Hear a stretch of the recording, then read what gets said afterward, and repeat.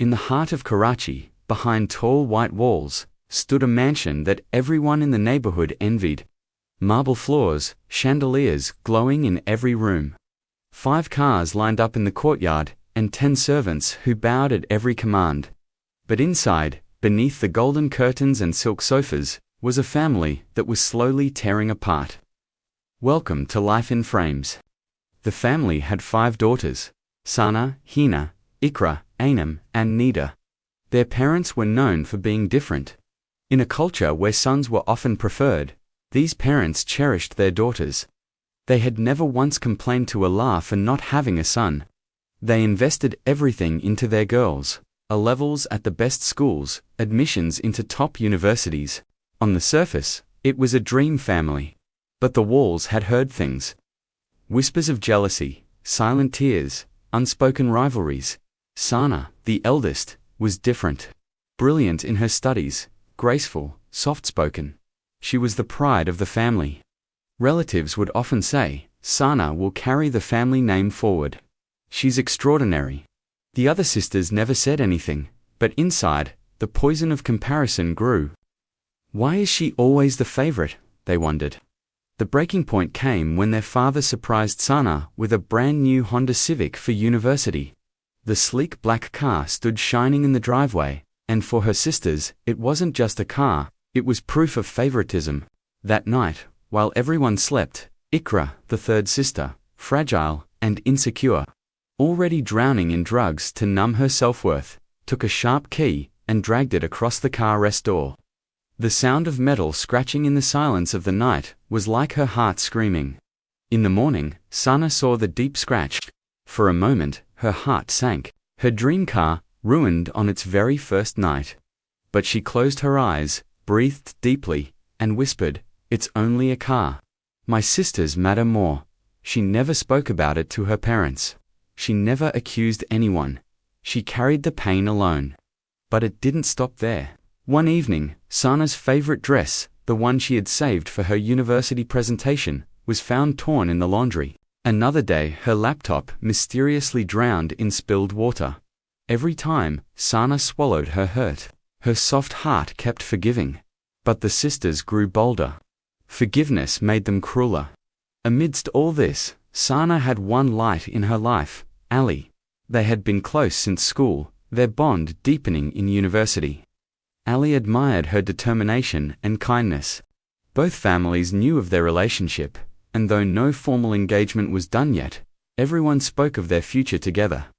To Sana, Ali was hope, a reminder that love could still exist in a world full of envy.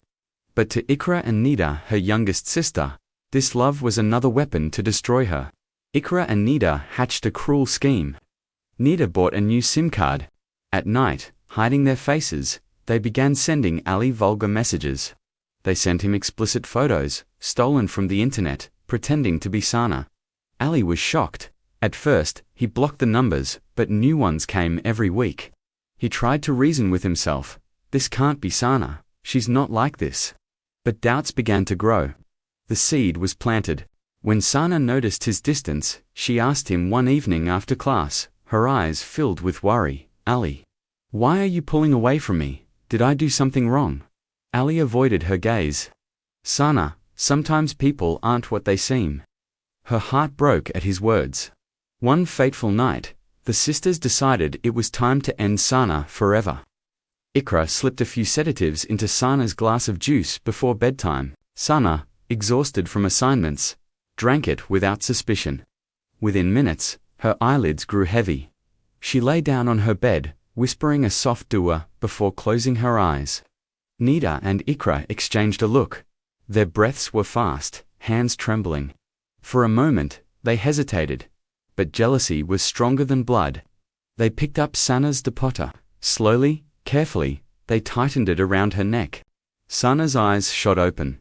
Confusion, pain, betrayal. She tried to fight, but her body was weak from the drugs. Her fingers clawed at her sister's hands. Her lips tried to form words. Maybe, why? But no sound came out. Her body jerked once, then went still. The eldest sister, the pride of the family, was gone. What they didn't know was that Ollie had received a mysterious message earlier that night. If you want to know who Sana really is, come to her window at 11 p.m. Ollie stood in the shadows, just outside the mansion. Through the dimly lit window, he saw movements. He saw Sana struggling, two figures bending over her. But the darkness and curtains blurred the scene. His heart shattered. To him, it looked like betrayal, like Sana wasn't the person he thought she was. He ran away, never knowing he had just witnessed her murder. Morning came. The mansion echoed with screams. The father dropped to his knees beside Sana's still body. His trembling hands brushed her hair away from her face as he cried, "No, not my Sana. Ya Allah, why did you take the light of my house?" She was just starting her life. The mother clutched Sana's cold hand, rocking back and forth, whispering through tears, "My daughter. I never told you enough. How proud I was of you. I thought we had time, more time." Her cries pierced the walls, louder than any storm. At the funeral, as relatives gathered, the father's voice cracked while standing at the grave.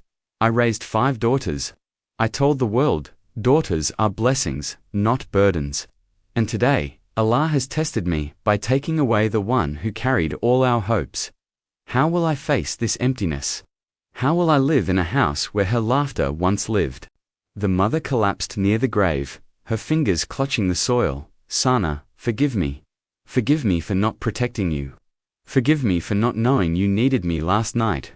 The other sisters wept too, blending their guilt with genuine grief. But only 2 of them knew the truth, that it wasn't Allah who took Sana that night.